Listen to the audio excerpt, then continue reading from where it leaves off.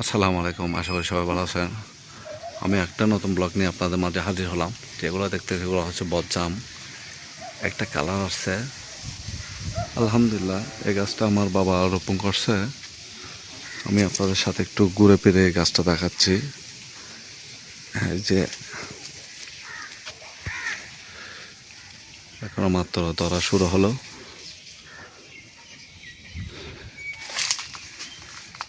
মাশাল্লাহ, অনেকটা ধরছে। একটা গাছের মধ্যে এরকম ধরলে আর কি হয়।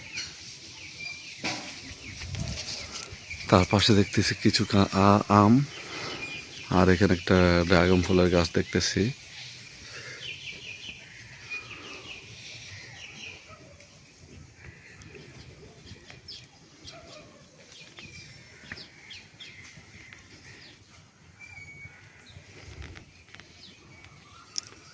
এই যে সব দিকে আলহামদুলিল্লাহ এবার ভরপুর করে জাম ধরছে। জামের এখনো কালার আসে না, কালার আসতে আরও সময় লাগবে। প্রচুর পরিমাণে মিষ্টি এই জামগুলো। একদম দেখা যাচ্ছে কিসের মতন, কে বলতে পারবে? দেখে বলেন তো ভিউয়ার্স, দেখে বলেন তো এগুলো দেখে কিসের মতন লাগতেছে? আপনাদের মনে পড়ে নাকি? একটু দেখি তো ভিউয়ার্স। এলাচির মতন লাগতেছে, তাই না? এগুলো এলাচি না, এগুলো হচ্ছে বজ্জাম। আজকে আপনাদের সাথে শেয়ার হবে বজ্জাম নিয়ে আর আম নিয়ে।